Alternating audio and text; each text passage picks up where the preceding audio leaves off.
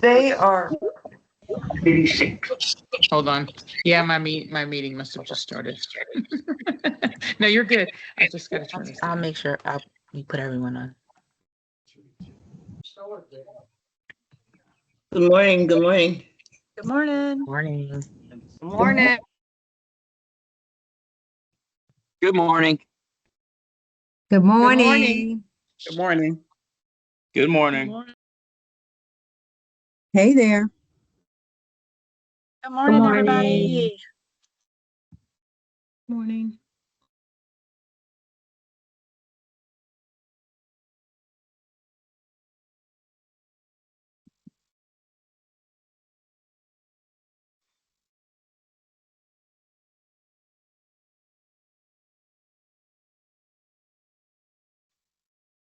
Good morning, everybody. We are still letting people in from the lobby, so just give us a second.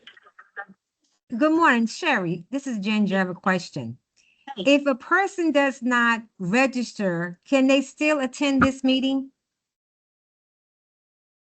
Is that okay? Yeah, you should be Yeah. able to like forward the link to them. If not, they can register real quick and it'll send it to them. Ginger. Okay. All right. Yeah. Because I know if Yeah. you register, you automatically you'll get the link. But if you don't register, you won't get the link, right?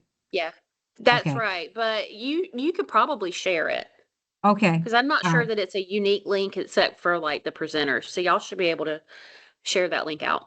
All right. Thank you.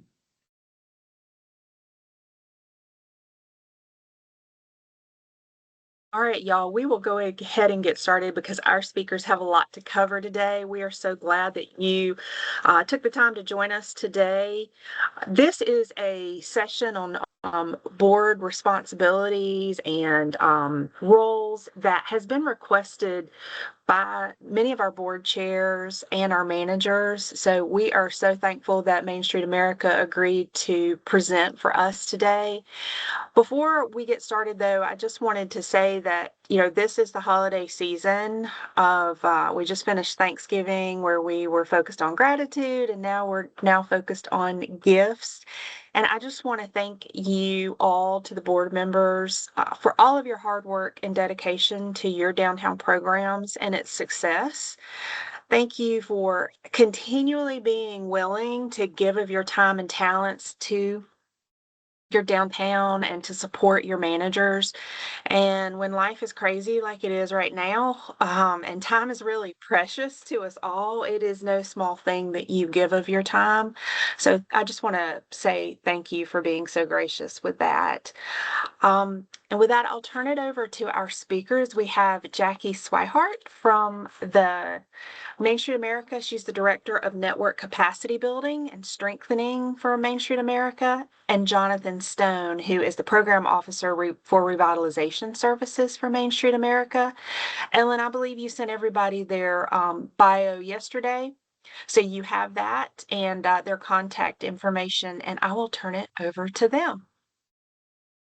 Well, thank you so much. Hello, everybody. I really appreciate you being here today. I know there are so many demands you're all juggling, and you're showing up for a conversation about board leadership, and that really says a lot about how committed you are to your downtown, to your program. So thank you for being here. Jonathan and I won't spend a whole lot of time introducing ourselves since you did get our bios, but I am Jackie Swihart, and I've been with Main Street America for close to 4 years now. And I started as a program officer, which basically means I got to travel all over to communities and work with Main Street programs of all different types and provide technical assistance. And I always really enjoy working with board members, especially because they play such a key role in the work that you all do at the local level. I'm based out of Indianapolis, Indiana, and I'll hand it over to Jonathan to briefly introduce himself as well. Sure. My name is Jonathan Stone, Program Officer. So not Joy. I'm usually presenting with Joy, Jackie. Jackie and I don't get a chance to work together as much, but I enjoy our time. I'm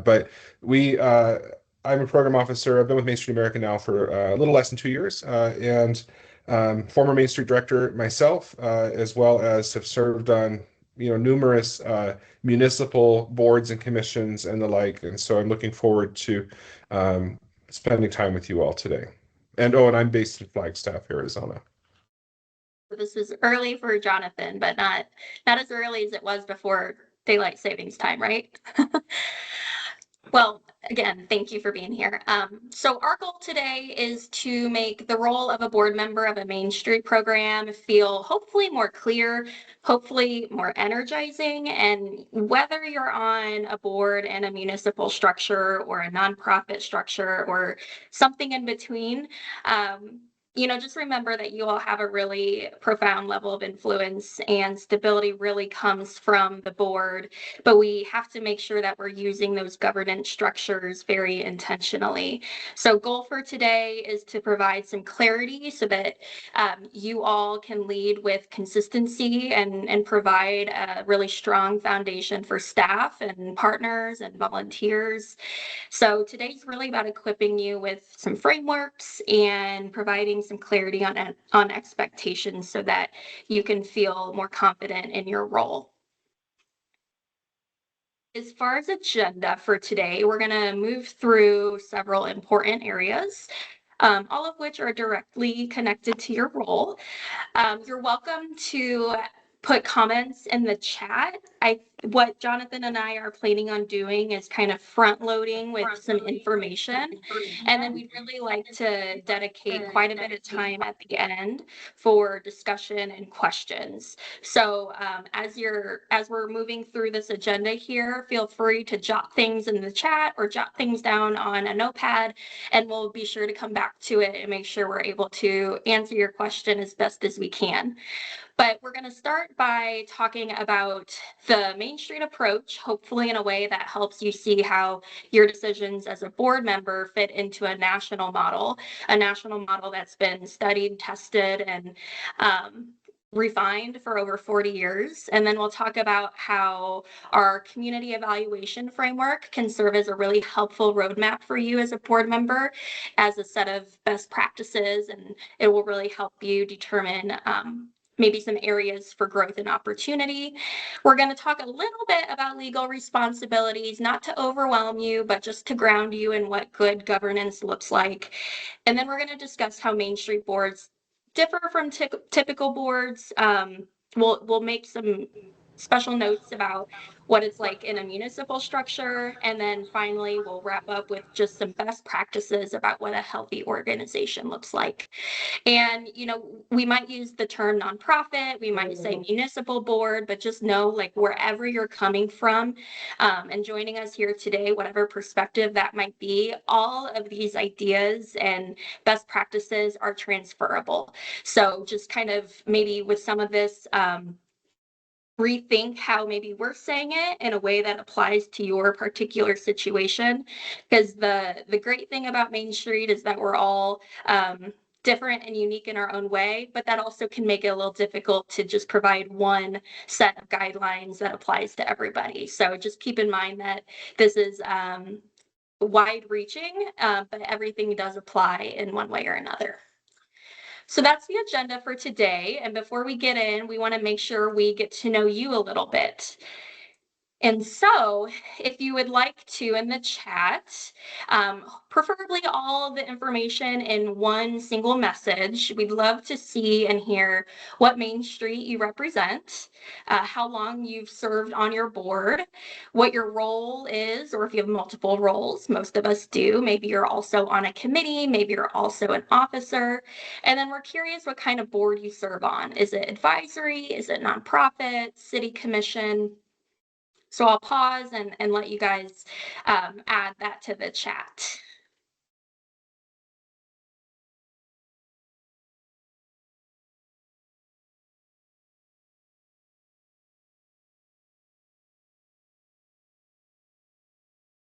I know it's a long prompt. It might take a minute. DDA, city.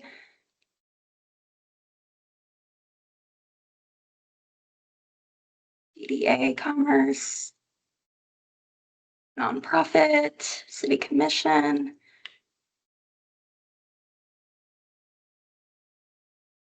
Yeah, lots of representation from, is it Canton? Am I saying it right? Someone correct me if I'm not. West End. Very good. Well, keep it coming. We'll be referencing the chat throughout and want to make sure you all get a better idea of who's here, who isn't, because these conversations can extend beyond just our time together today. While you all are working on that, we're also wondering, oh, I didn't give you your example. That's my bad.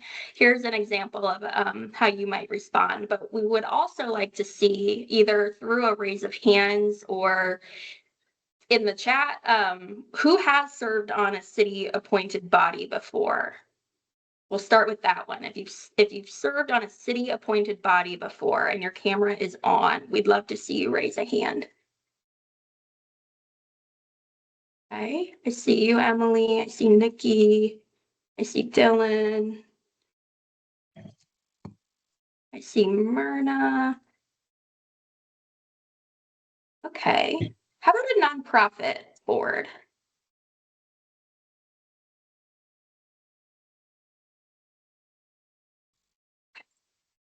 Good mix of people. You say nonprofit 501c3? Yeah, and any kind of nonprofit, typically, yes, a 501c3. Okay, I see some hands. All right, very good. Well, thank you. We just like to get a sense of who's in the room, and appreciate you sharing a bit about what perspective you're bringing. All right, we're gonna dive into the agenda because we do have quite a bit of information for you today. We're gonna start with the approach and frameworks. Hopefully this is not brand new information for you, but we like to just start with a strong foundation of what Main Street is all about. And if you're familiar with the approach, if you're familiar with the frameworks, you know it's a huge advantage because it allows you to not have to navigate revitalization and this work in the dark. You are working with a structure, you're working with a framework, and so we just want to make sure that that's at the forefront of all of your minds as you're working through this at the local level in real time. The frameworks, the reason why we want to spend a little bit of time talking about this is because it does tend to help board members make better decisions when working within these frameworks. We see that board members are less reactive, maybe less dependent on personalities, better equipped to think long term. And so we're going to start here with the collaboration model.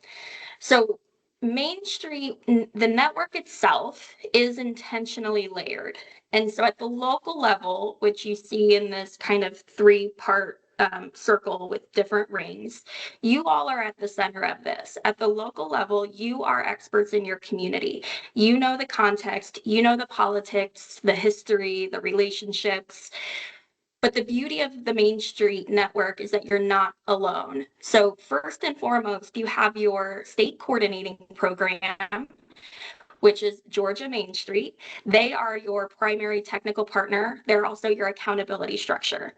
And then on that outer ring, you have Main Street America, and that's where Jonathan and I are from. And our organization, we bring national research, we bring education opportunities, we provide accreditation, and we also provide best practices that anchor your work. And so really this collaboration model is your superpower, or can be your superpower as a board member. It helps you from not having to reinvent the wheel every time there's a leadership change or a new challenge emerges. This network is able to give you and your staff access to training and support that they may not find elsewhere. And so just want to make sure you all know that you are very much connected to resources and peer communities and a broader movement. And hopefully that you all as board members can embrace the full network so that you don't have to try to solve everything alone, and that helps make the work more sustainable. the Main Street approach, the 4 points, I don't think this will be breaking news for anybody, but just wanted to kind of talk about this through the lens of the board. And so we do have the Main Street approach. Sometimes we refer to it as the 4-point approach. That would include economic vitality, design, promotion, and organization. The key thing here is that these are not 4 isolated buckets. They are 4 ways of strengthening your district holistically. So with economic vitality, we're trying to focus on the business ecosystem and the market conditions. With design, we're trying to support the physical environment and really curating how your place and space feel. Promotion is building community connection and trying to strengthen the narrative about downtown. And then organization really ensures that the whole system has leadership, partnerships, and the resources that it needs to function. So the key here is that these are meant to be used in a balanced approach, not in isolated initiatives. So just keep in mind that as board members, part of our role is to make sure our work spans across the 4 points. The other framework that we want to highlight is the Main Street journey. So I know this room knows it very well, but revitalization is not a straight line. It is a continuous cycle. We have to constantly be going through the process of engaging with the community, capturing their vision, and oftentimes we do that through surveys or focus groups. But we also want to make sure that we're aligning that community vision with market data. And so what makes sense between the two, the community vision and market understanding? Where are there overlaps? Those 2 pieces of information really lead us to what Main Street America calls a transformation strategy. And we could do an entire workshop on transformation strategies, but I'm going to kind of speed us through this. I just want to introduce you to the framework as something that you can dig into a bit more. And Georgia does a great job at working with you all on identifying and developing these strategies, but just want to highlight it here as another framework.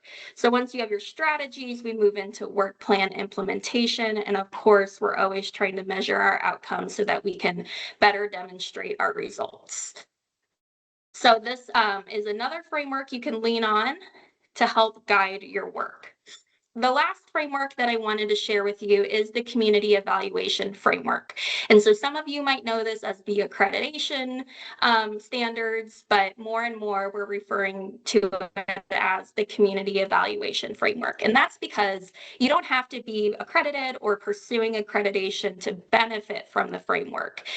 Essentially what it is over 40 years, Main Street America has recognized that healthy programs share certain characteristics, and that includes the 6 standards, which are broad-based community commitment, inclusive leadership and organizational capacity, diverse funding and sustainable program operations, strategy-driven programming, preservation-based economic development, and demonstrated impact and results. So a lot of these fall squarely within your influence as a board member. And so when these pieces are strong within an organization, everything else gets easier, I promise. If they're weak, it doesn't matter how many events you hold or how many grants you secure, the organization will always feel like it's on shaky ground. And so wanted to make sure that boards are aware that this can be a framework that's used proactively, and that'll help you stay more aligned, more intentional, and better prepared for challenges. Also wanted to share that we did just update our community evaluation framework guide. You can find that on our website. It's easier to navigate, and hopefully it's a more useful tool for you all to utilize. Also wanted to know, if you are an accredited community or representing an accredited community, or if you're interested in accreditation by Main Street America in the future, accreditation often gets framed as a staff task, but in reality, it's a governance tool. And so just keep in mind, it can help you as a board member ask the right questions, like, are we strategy driven? Do we have strong leadership? Are we funded in a sustainable way? Are we documenting our decisions? So even for city-led boards, accreditation can help add structure in an environment that can often be unpredictable, especially politically. So we want to make sure that the board recognizes accreditation is not a staff-led initiative. It really is the responsibility of the board as well. So these frameworks working together, it just really helps things move more smoothly. You don't have to waste your energy reinventing priorities each year. You won't be bouncing from event to event, hoping that something sticks. All of these frameworks really reinforce each other, and that integrated approach is what makes Main Street such a unique model. And it's where board leadership becomes irreplaceable. So staff, yes, they can help implement through coordination of volunteers, but boards really steward the frameworks. You set the expectations and you help protect alignment. So if you're the ones who connect the daily work back to the broader purpose, these frameworks can be helpful in doing so. I'm going to hand off to you, Jonathan.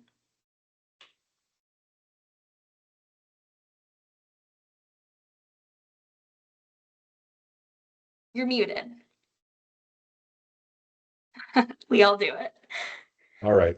You think, then I mostly am in the road. I don't actually do a lot of virtual presentations. So, but anyway, so like I was saying, well, you didn't know what I was saying, so I could say anything else. But I have the structure and life cycle section. Then we're going to move on and talk a little bit about legal responsibilities as they might apply to different board types. And when we think about nonprofit boards, so many of you are DDA representatives or are municipal employees that report to maybe a DDA or city appointed board. But when we think about nonprofit, so external boards like 501c3s or 501c6s, we commonly think of board types that are either governance, where they're focused really just on sort of the policy and procedures of the organization, where you direct staff to do the work of the organization. Advisory would be something like, well, we get talked to on occasion, we share our opinions, but really have no role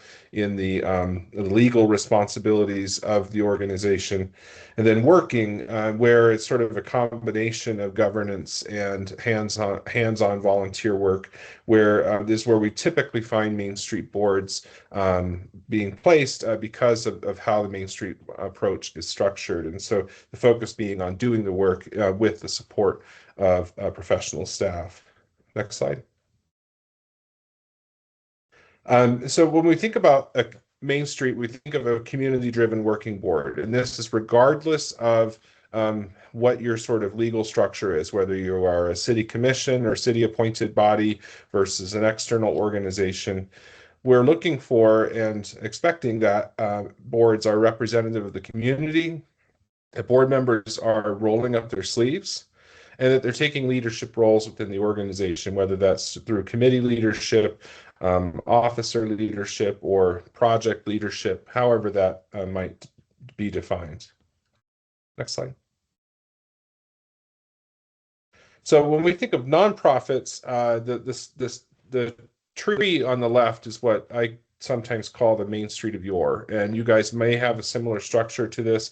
It's our tried and true structure, essentially in terms of a committee associated with each of the 4 points, and which in each committee has its own work plan. Increasingly, we're seeing organizations in the nonprofit sense where they may choose alternate structures based upon their transformation strategies or some other sort of framework where they're saying that, we're trying to do work across the 4 points and to be intentional about how that work is strategic and aligned, that we may find a structure that works better for us based upon the work that we're trying to accomplish.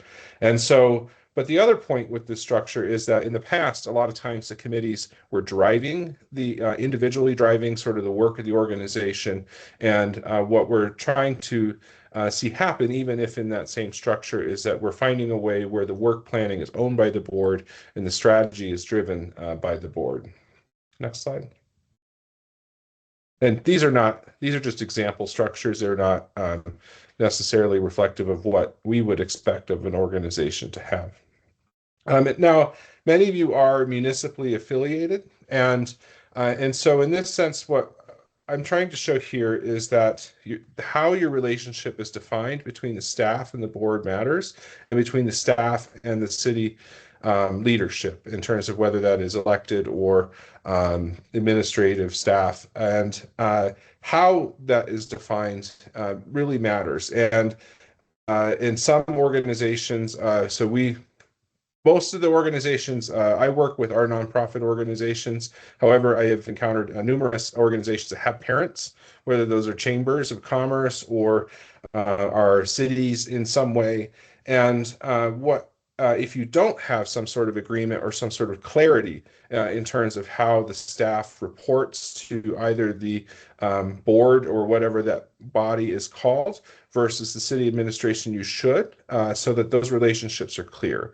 And sometimes we run into issues where the political can get sort of a little muddy in terms of where the staff doesn't really know how to respond to situations because they have different relationships to manage. And so we hope that you have some sort of clarity in terms of how that relationship is defined. Next slide.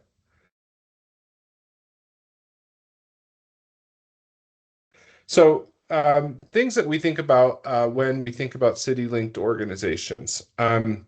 So as a board, how do you ensure the effort is stakeholder-driven and is as independent as possible from politics? We don't really want necessarily the mayor to walk into the Main Street manager's office and say, we should do this, right? There should be a process that ensures that the work is stakeholder-driven.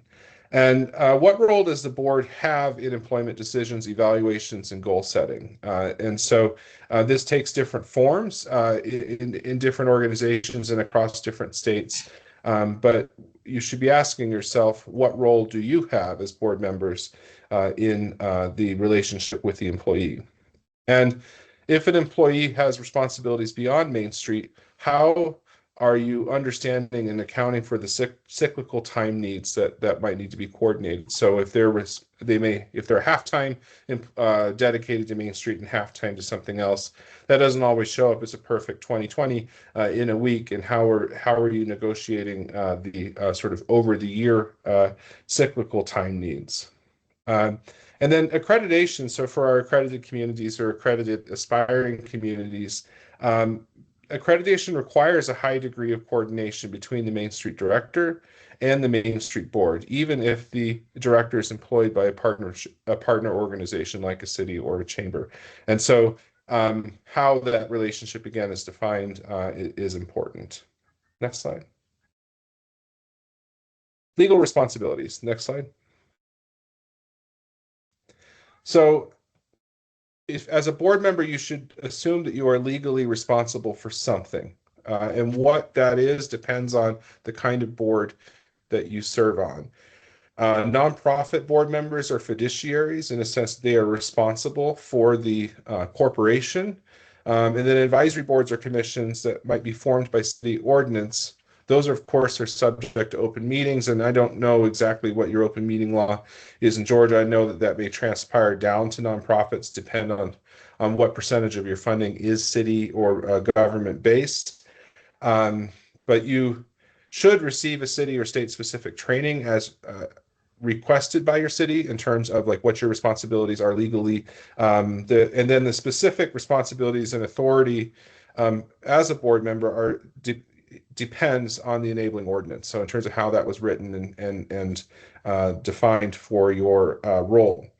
And I know some commissions can develop their own rules and procedures as long as they comply with the city ordinance. And so a number of the commissions that I've served on, we've had the encompassing ordinance, and then the commission itself was able to define its rules and procedures as long as it fit within those constraints. And we should, of course, say that anything we say in this legal section is not legal advice, but is intended to paint a broad picture of the kinds of things that you should be aware of. And so, of course, every state is different, and you have resources like the Georgia Center for Nonprofits, as well as your Main Street partners to get specific Georgia advice as it relates to legal responsibilities. Next. So nonprofit, again, but I think these principles apply even if you are not a nonprofit board.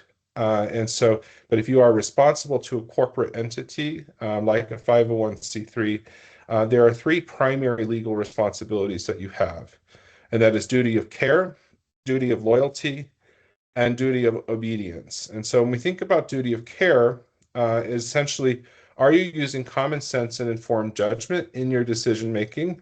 Are you actively participating? And are you taking the steps to have reasonable inquiry based upon the decisions that might be presented to you, especially those that may be more legally sensitive? And then duty of loyalty, the public purpose, that you as a board have a public purpose and not a private interest. And that anything that you do as a board and as an organization advance the mission of the nonprofit, and that you, of course, recognize and disclose conflicts of interest. And I know that's true across all board types, that conflict of interest is an important consideration. And then duty of obedience, in the sense that you follow your own rules and you follow the rules of others that may apply to you. And so if you have bylaws and you have articles of incorporation, what do those say, and stick to that, because you can find yourself in trouble if you are veering from the frameworks and the things that you have defined for yourselves. Next. So again, this is primarily nonprofits, but I believe it applies to all, in a sense that conflict of interest policy, at least our nonprofits and usually government entities are required to sign conflict of interest policies annually. You have to have satisfactory corporate documents and records, and adequate financial records and controls in terms of sense that it is being the organization is being carefully tracked. You're observing donor restrictions, and you are responsible for solicitation activities. Next slide. So nonprofits, again, volunteer board members have qualified immunity, but you can be personally liable if your organization violates federal tax law. If you are a nonprofit, you should have directors and officers liability insurance, and you would be surprised how often I'm out in the field and I discover organizations do not have directors and officers liability insurance. And so if you are a nonprofit, I would be like, did we check that box? Is the policy paid up? Did somebody send in the check? That matters. And then you should include indemnification provisions in your organization's government documents. Next. Okay, so your rights, in a sense of, especially as a nonprofit, but this applies to commissions as well, that you can reasonably rely on information from staff, lawyer, accountant, outside advisors, and boards and committees. And that means that duty of care, that you need to be able to have access to information that helps you make your decision. And so you should ask for and should get reasonable access to that information if that information is not being provided to you. You should have reasonable access to management, so the board, the Main Street director, and to be able to ask them questions. And you should have reasonable access to internal information as it relates to the work of the board. I'll jump back in. Don't forget, I know we're sharing a lot of information and we're moving pretty quickly, but feel free to add questions to the chat. We want to make sure that this time is really as useful to you as possible. But we're going to pivot a bit and talk about some general attributes of a healthy organization. I know it says nonprofit here, but just remember that regardless of what kind of board you're representing or you have in terms of structure, these are all attributes that apply directly to you in some way or another. So just wanted to preface with that. But we're going to talk through a few of these. And the first one we want to touch on is narrative. Narrative is such an important tool, and it's often one of the most underrated tools in the work that we do. So as a board member, you can really help develop a strong narrative and also promote it, because that's going to help establish who you are as an organization, why you exist, and how people can engage with the work that you're doing. If people aren't able to articulate what your program does beyond maybe some of the more public facing programs you do, like a certain event, then your impact isn't fully visible. And so you might be doing great development work behind the scenes, but if people only know you for one or two things, then they're not getting the full scope. So boards have a huge role to play in shaping and reinforcing the narrative of the organization by attending civic meetings, by tapping into relationships that you all have. And people listen differently when a board member speaks. You have a lot of power. So when you're able to talk confidently about the program's mission, you're just creating these conditions for broader support and stronger partnerships and easier fundraising, which we'll talk about a little later. The second attribute of a healthy organization is really about the people. So what Main Street America has seen over the years is that strong organizations invest in people, and that's people all across the organization. That includes board members, staff, volunteers, partners, you name it. And so within the Main Street context, that means making sure leadership at especially the board level, that it reflects your district. And so we also want to make sure that when we're bringing on board members or recruiting board members, that we're establishing clear roles, clear expectations, because Main Street boards can be a little different than maybe a typical governance only board. Main Street boards do tend to be working boards because we want the work to be representative of the district and the people who make up the community. So in terms of people, we're also wanting to make sure that staff, if you have staff, are performing as best as they can. And so we don't want to step into micromanagement, but we do want to make sure that we provide support for staff to lead. And so in city-led programs, staff might technically report to the city, but the board can still help shape the success of that person through influencing morale, setting the tone for communication, clarifying strategic direction. You can do all of those things to help remove barriers.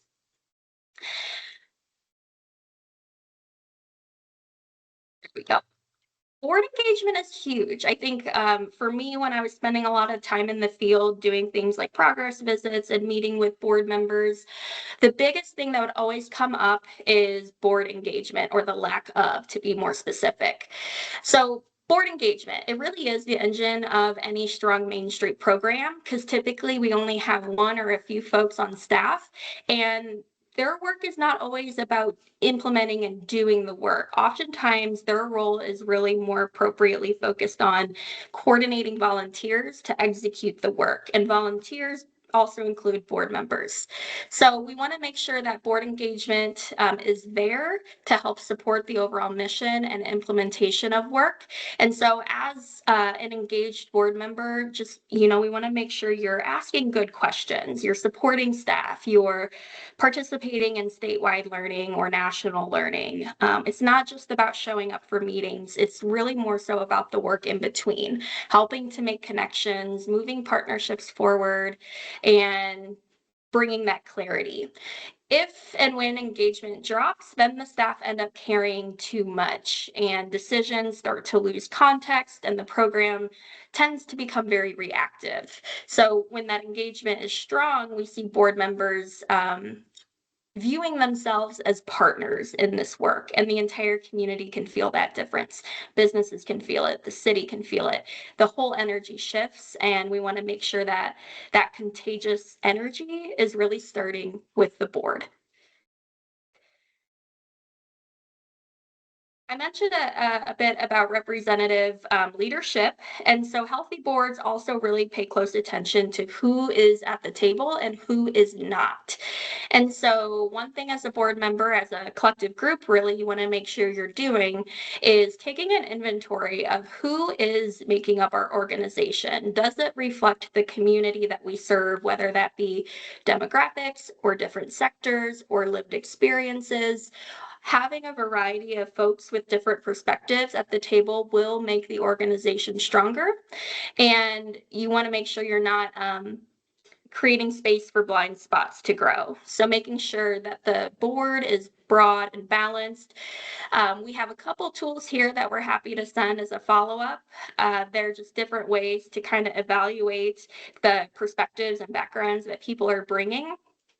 And it's really more about effectiveness. So downtowns, our slogan is Main Streets are for everybody. Downtowns serve everyone, business owners, property owners, you name it. And so we want to just encourage that you all have a board that reflects the richness of your community so that you're better positioned to identify opportunities and really build that authentic community trust, which takes time.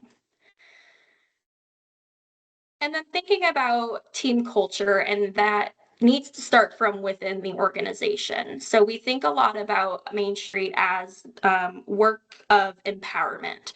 So creating a structure and culture where people understand their role, they feel equipped to fulfill it, feel connected to the mission, and feel like they're actually bringing value to the work. Flexibility is part of building an inclusive culture. You know, downtowns change, communities evolve, and sometimes our approach has to adapt without losing the strategic direction. But we don't want a rigid board because that signals maybe a program is struggling. We want a flexible board, one that listens and is willing to adjust and make accommodations and create a space that is welcoming for everybody within the organization and outside of it. And then thinking about building those inclusive organizations, it really is a process. And so we want to make sure that you're inviting folks to the table and thinking about inclusion from the lens of how do we make decisions, how are we communicating, how do we make sure that downtown feels welcoming to everybody. And like I said, it's not done through one initiative. It really is built through habits. It's built through how you recruit, how you structure meetings, how you share power, how you listen, how you are proactive about inviting voices that haven't been part of the conversation before. And so just being really mindful as an individual board member and also like a collective group of board members about who is and is not at that table. Okay, I'm going to hand off to Jonathan to keep us going.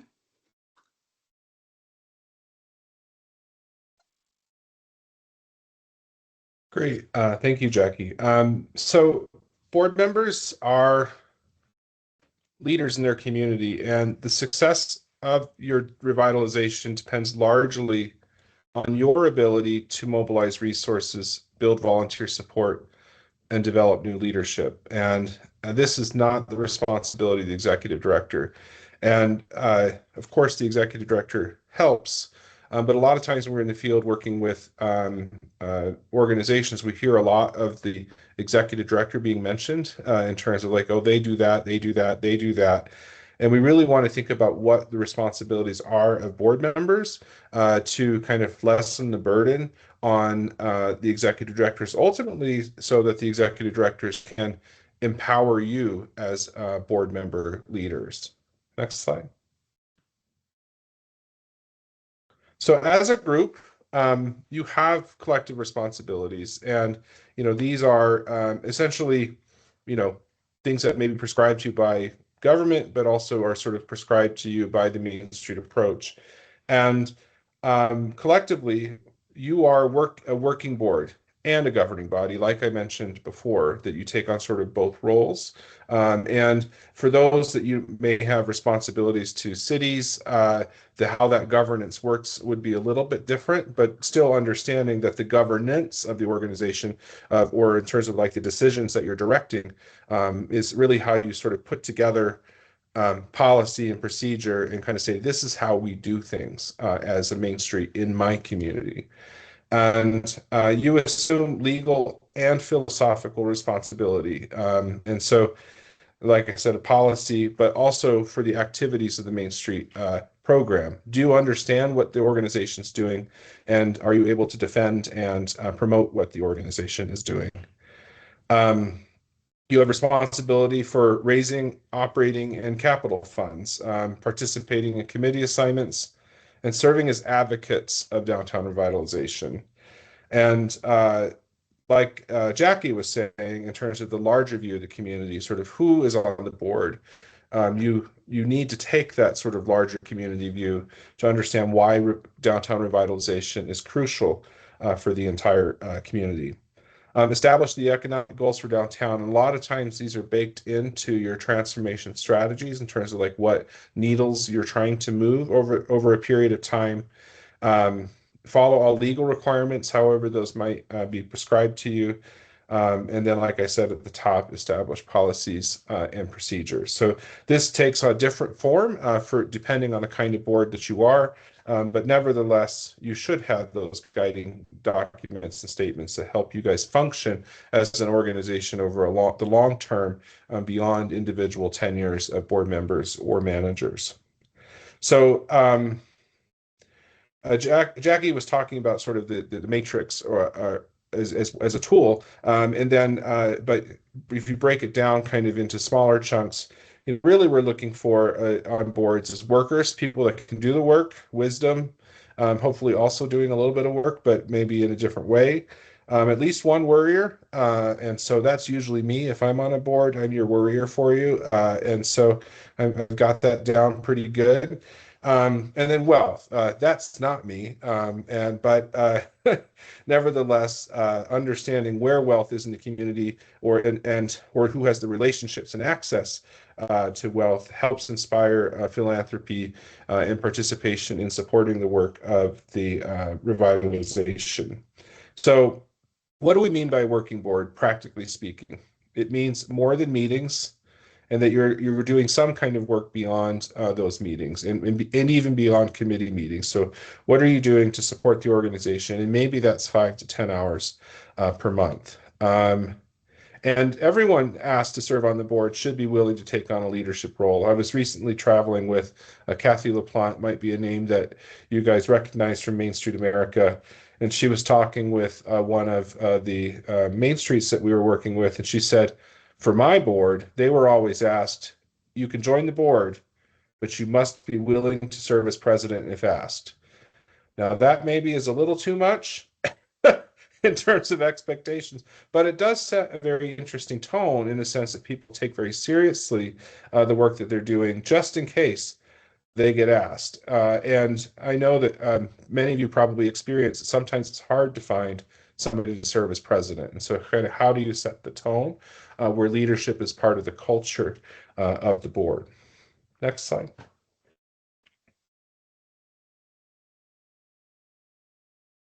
So a positive leadership that members can bring to Main Street. So provide ideas and is visionary. So this, as a board, how can you be sort of that North Star and kind of push a leadership and vision outward? How are you dedicated and committed? How do you inspire others to take ownership of projects and initiatives? Again, this is a lot of stuff that we've already mentioned. How do you remain objective and open to new ideas? So how many board members or committees have you encountered where there is that one thing that nobody wants to let go, but nobody can tell, can articulate why the organization is still doing it? And I do a lot of the promotions training at the national conference. And if you've taken the academy training on our website for promotions, a lot of that is content that I contributed.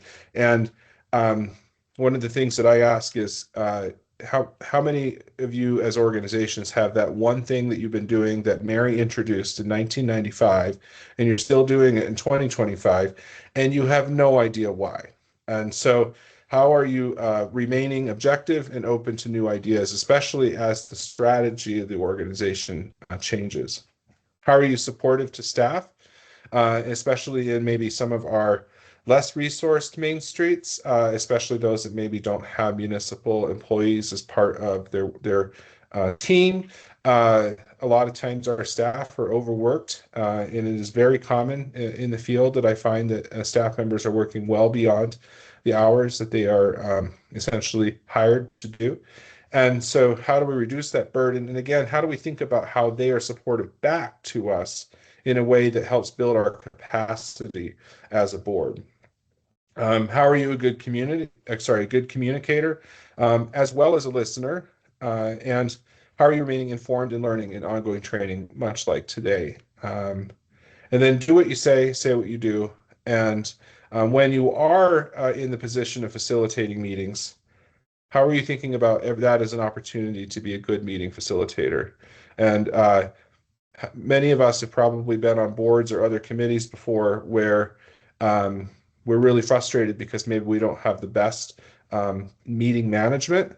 We spend more time than we need to on talking about things. And so how do you each in the roles and responsibilities that you lead can be the most effective, efficient, and open facilitators for those conversations? Next slide. Okay, bylaws. Nonprofits, of course, have bylaws. And municipal associated boards will have varying versions of bylaws, whether those are essentially ordinance or those are established in the policy and procedure that is set forth by that commission or however you call it. But ultimately, you are legally responsible to whatever that document is and whatever it's called. And but those typically will help you, will identify the number of board members. Typically, this is a range. The length of those terms, who can serve and who should serve. Annual meeting dates. I was recently talking with the community. They had a very specific annual meeting date. Maybe you shouldn't be so specific if you can avoid it, because that's an easy thing to mess up if you didn't meet on Tuesday, whatever it was, when you should have. What the committees are. Now, from a bylaw perspective, committees usually should support the governance of the organization. From a Main Street perspective, committees may also take on those working functions of the organization. And you can be less specific. And a lot of times I encourage organizations to think about how they can say say more with less, or provide flexibility in their bylaws. And, you know, how long are the bylaws? If you need a binder to put them in, they're too long.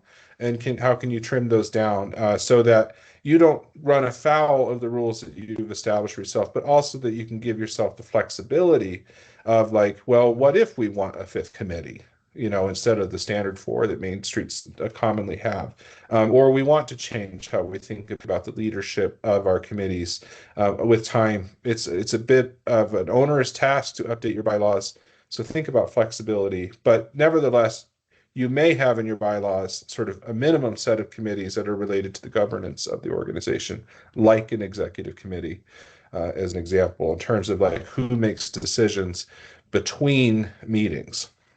The election process of new board members, ex officio.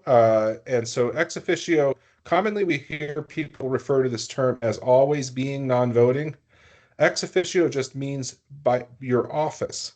And so you can have ex officio members that are voting, and you may also have ex officio members that are non-voting.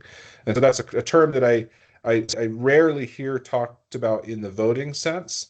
And so depending on, you know, like if your organization, if you think of yourselves as a partnership or a collective, right, that you may have seats on your board that have a process to come from other bodies, whether that's a chamber in a Main Street, trade seats, you know, that's an ex officio thing potentially, and it may be voting or it may not. And then your bylaws should identify when and how audits are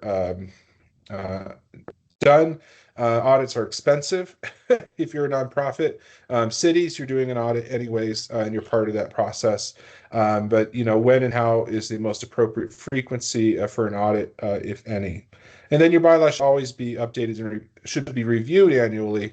If they're flexible enough, hopefully they don't need to be updated annually. Next slide. This is you. Jackie. Is it you? But it's okay. You pretty much already talked about it. This is just to kind of elaborate a bit more on as like a group of board members, you know, making sure that you're collectively looking at policies, procedures, in addition to your bylaws or your equivalent of. This kind of goes back to what we were saying earlier about creating an environment in which people can thrive.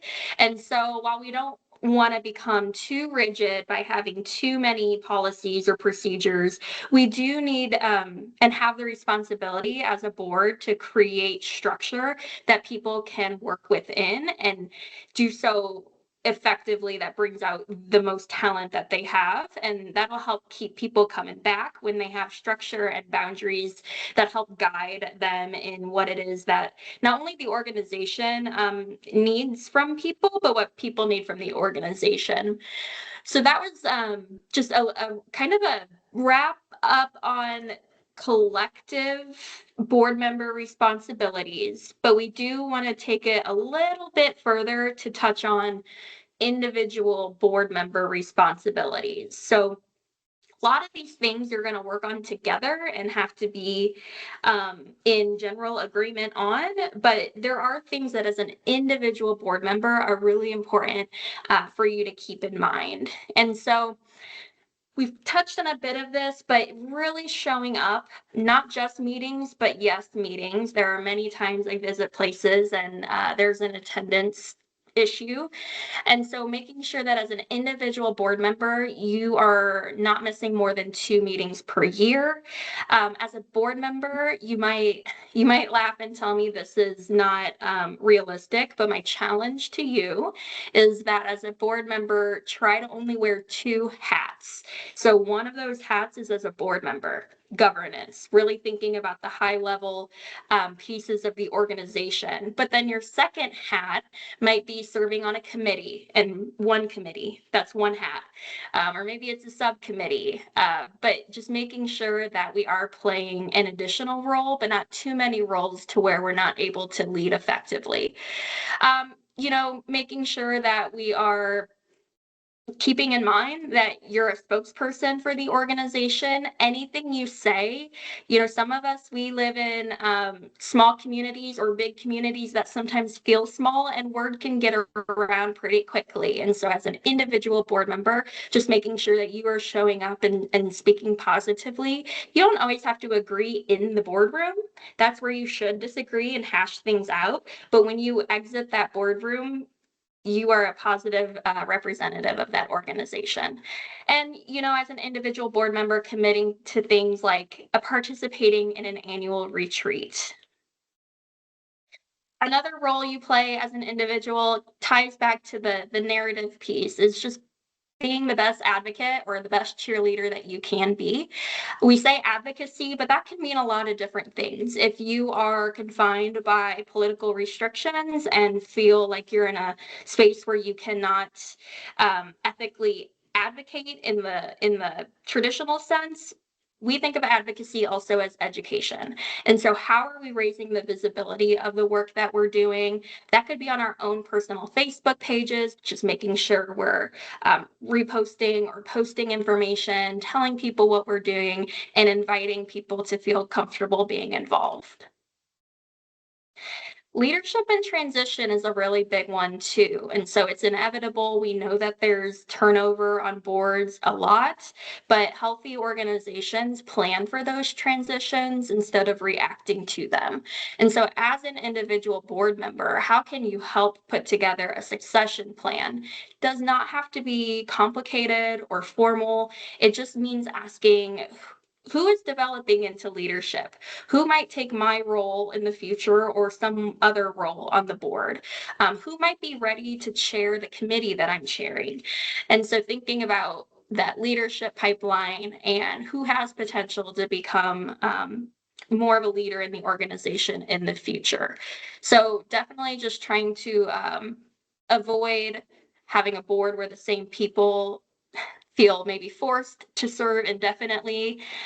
We want to make sure that we're creating that pipeline so that we can have term limits and making sure that we get fresh perspectives on the board on a regular basis and keeping new people involved.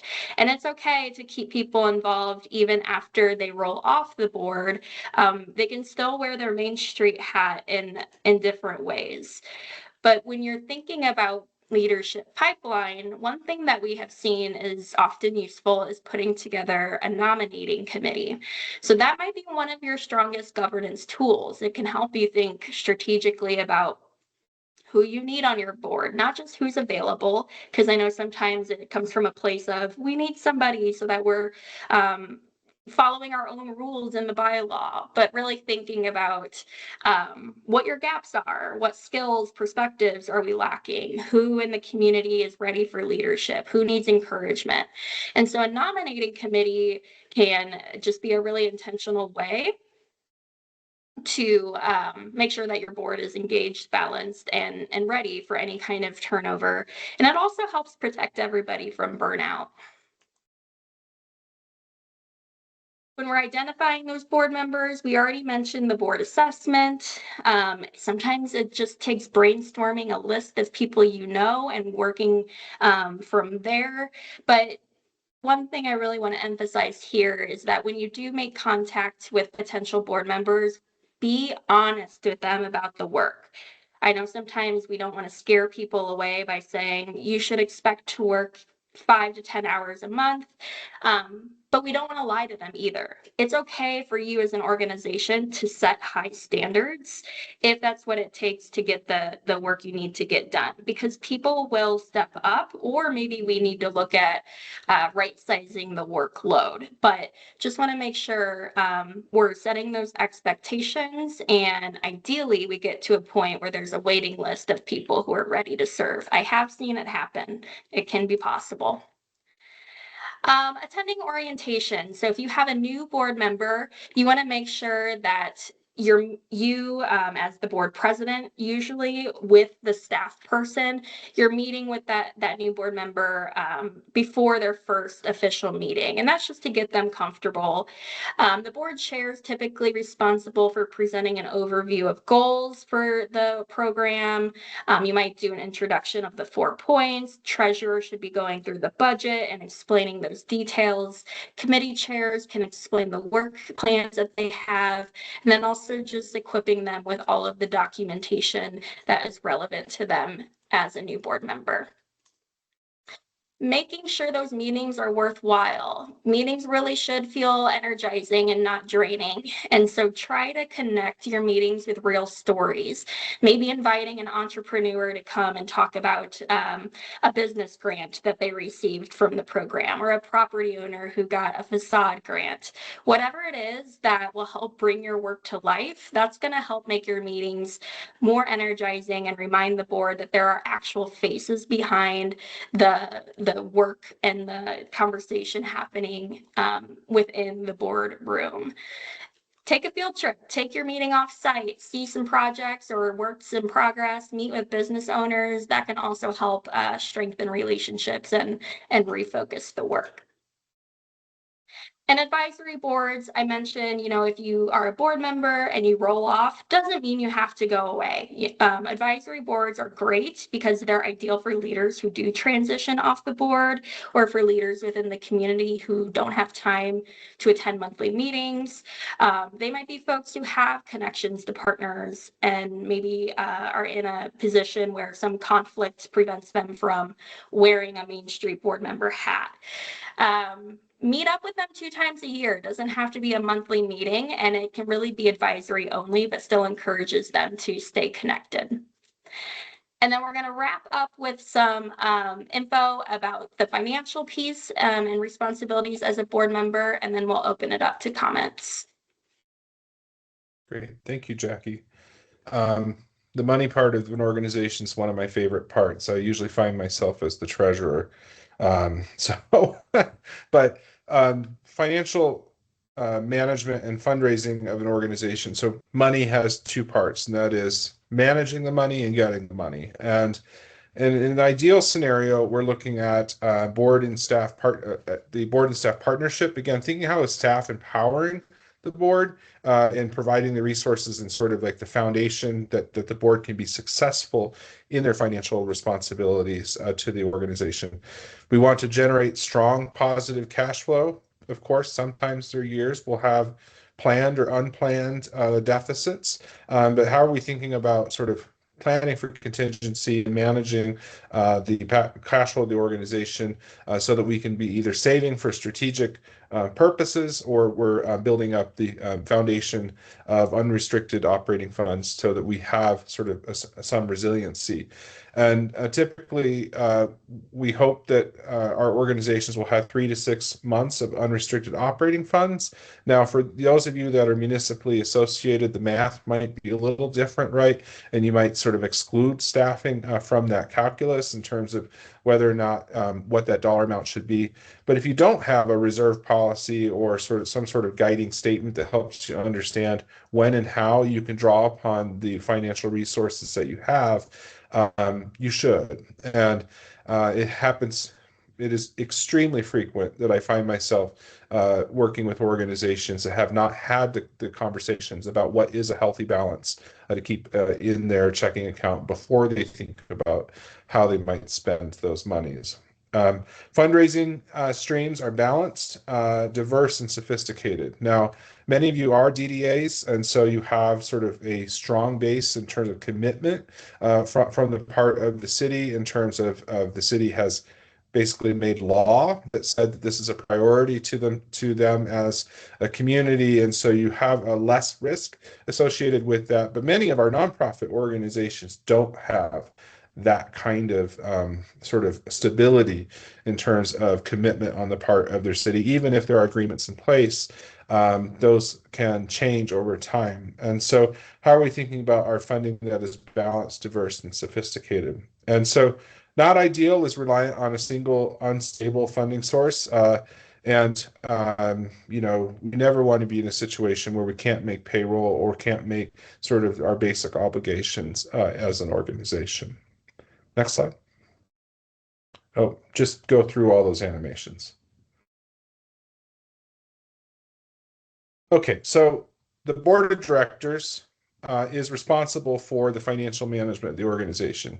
As a city entity, how that responsibility is defined may be a little bit different, but nevertheless, we hope that the city is looking towards the board as the body that establishes the priorities driven by the vision and mission of your work, and especially as it relates to transformation strategies and work planning. And then as board of directors, as Jackie said, you lead and support fund development. And then your organization committee, this could be named something else. It could be a fundraising committee or otherwise. But the organization committee develops and implements specific initiatives, events, and materials that foster funding for the program. And so those would be the activities that maybe are not profitable other programs, but are specifically designed for the purpose of raising money for the organization. Then other committees, you know, a lot of times we're talking with organizations like maybe something is impactful programmatically, but are there ways we could think about that activity in a way that it could also be profitable? You know, it's a win-win if you are doing something that makes you money to support other parts of your mission, but is also has strong impact for your mission. And other committees understanding and participating in sort of the fund development process and understanding how their work fits in with everything else. And so I was with an organization recently, and the promotions committee was so excited that they found a sponsor to pay for a better band for something. And I asked them, I was like, how did you know that that was the best use of that sponsorship? And so the question would be, if you were to go out and raise $1,500, let's say it was, is that the best use of that money? Or can it maybe go somewhere else to support other priorities within the organization? And so opening up that dialogue between committees and using the board as part of that conduit for that dialogue matters, so that you can make sure that those that are acting on behalf of the organization to attract resources are doing in a coordinated way. And then lastly, Main Street staff provides essential leadership to support the board and committees. Again, thinking about the staff in terms of like an empowering and capacity building role so that the working board and working committees can do their best work. Balance of funding sources. So this is going to vary depending on if you're a DDA or not, but nevertheless, I can imagine, and I was Googling before today, exactly what DDA means in Georgia, because it has different things, it means different things, and there's different responsibilities across the country.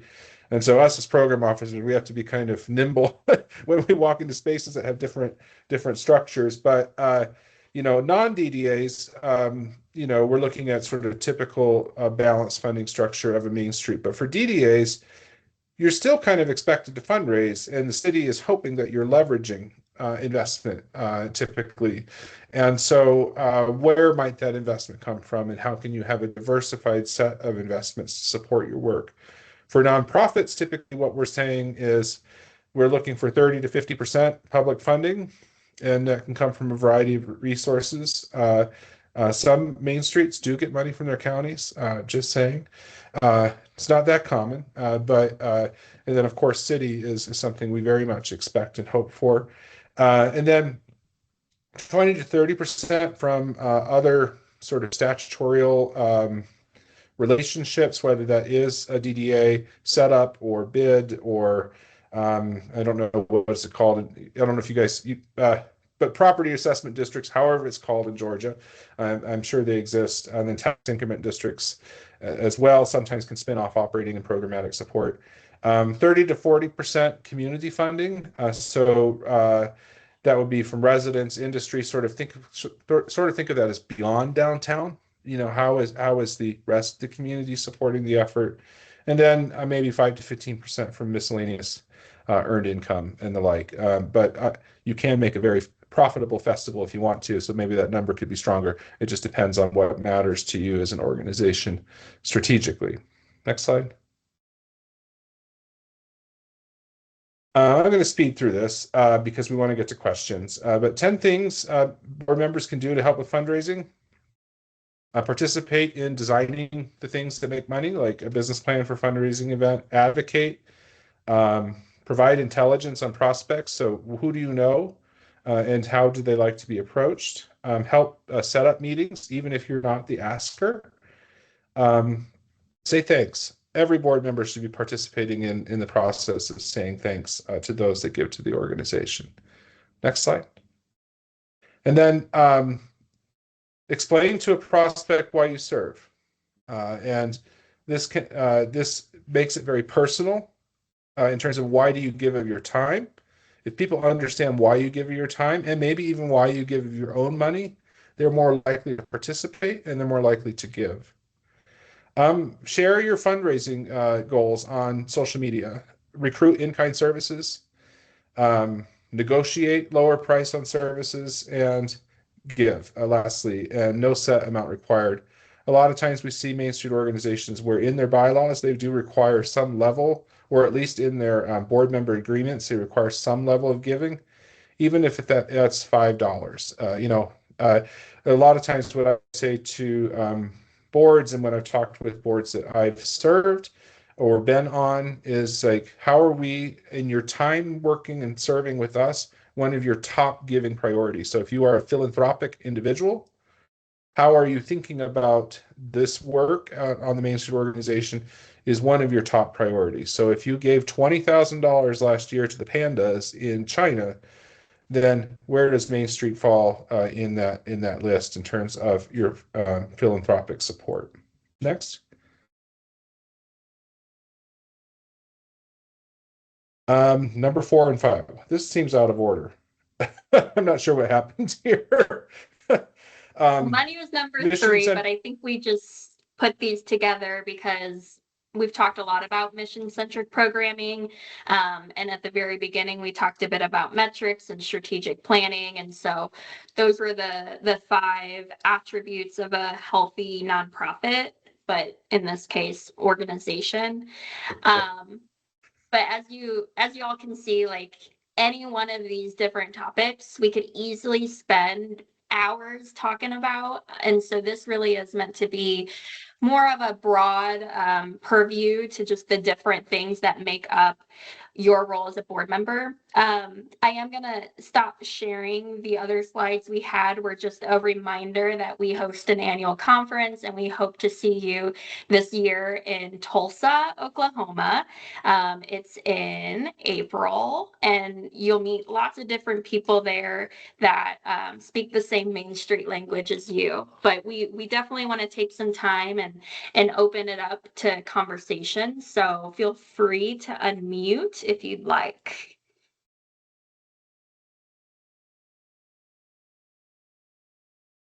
I have a question. This is Ginger Melton with College Park. I want to ask about Otter.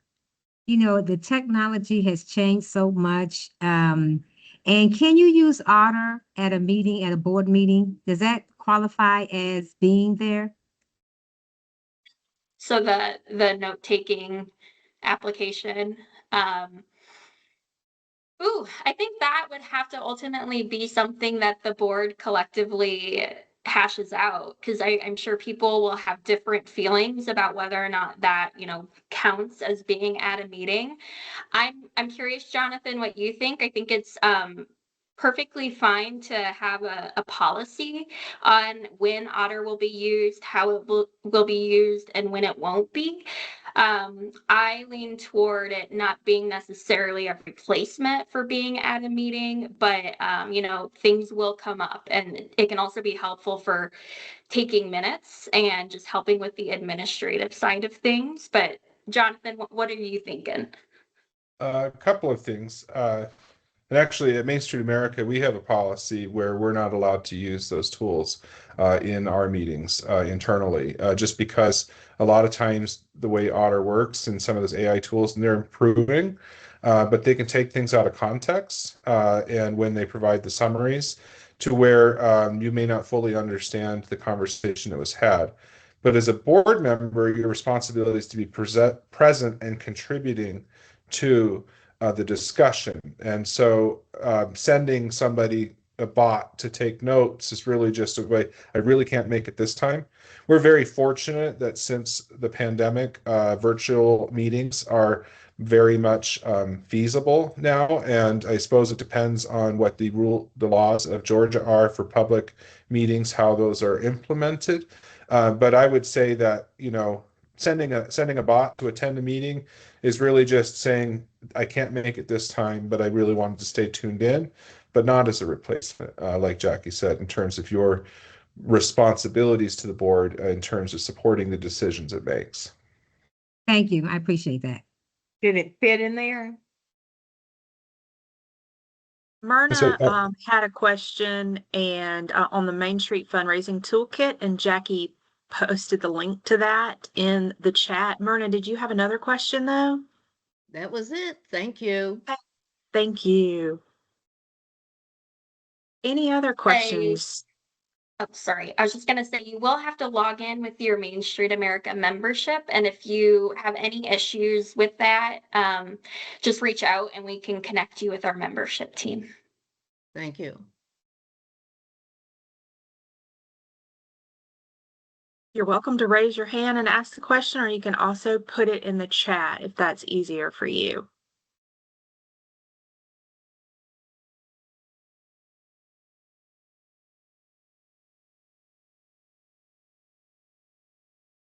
It's very rare that we give a presentation that has no questions. I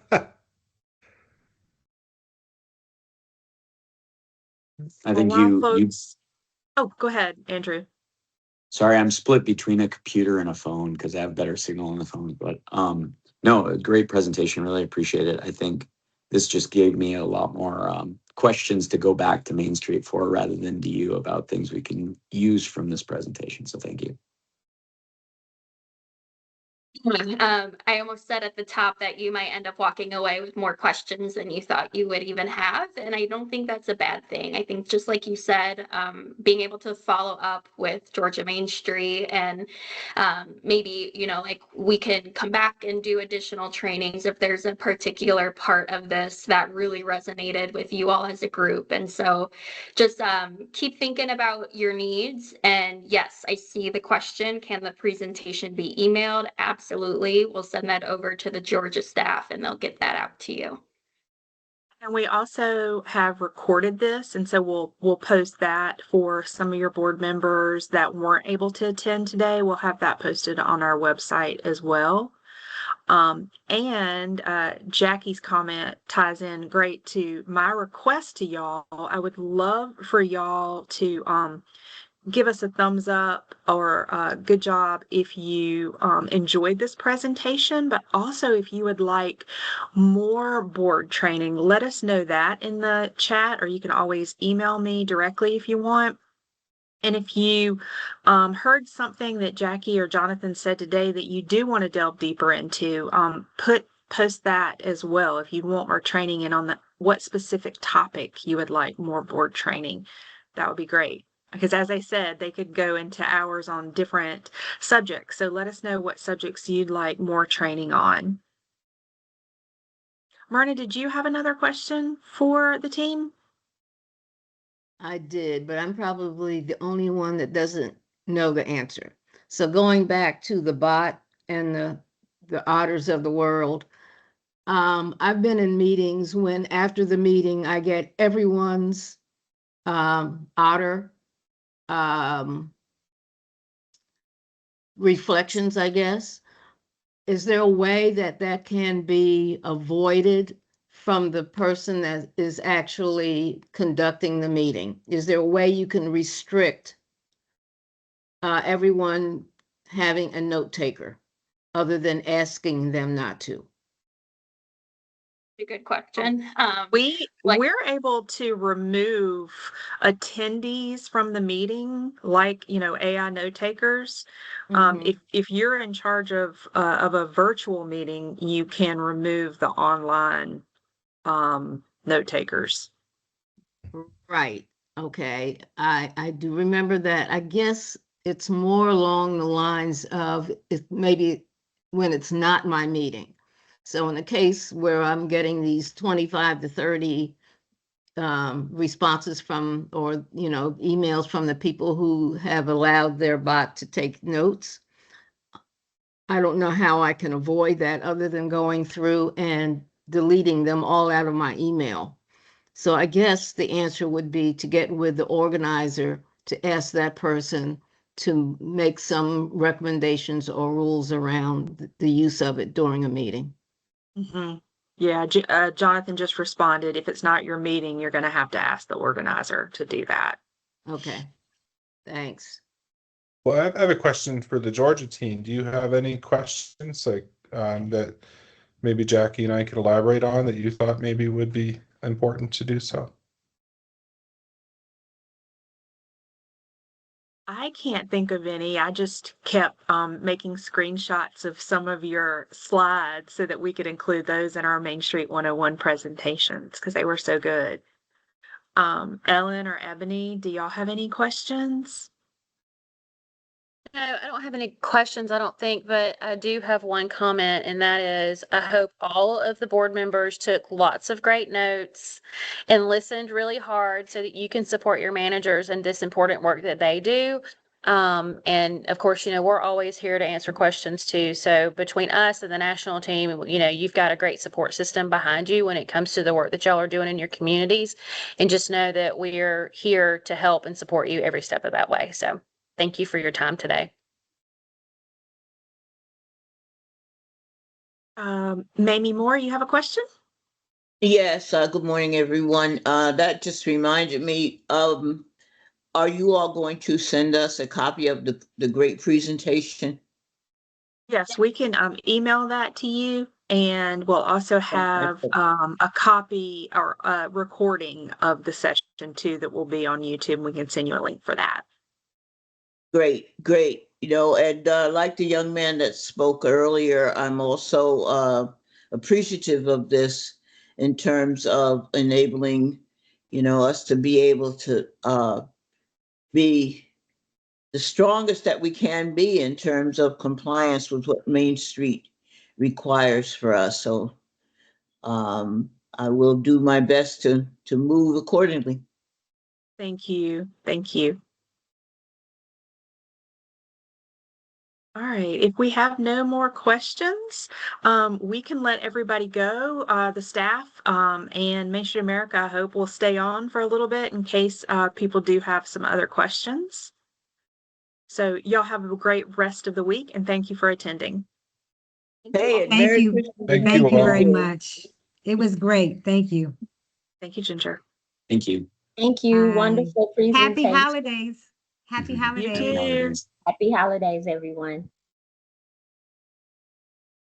Have a good one, folks. Bye. Bye-bye. Thank you so much.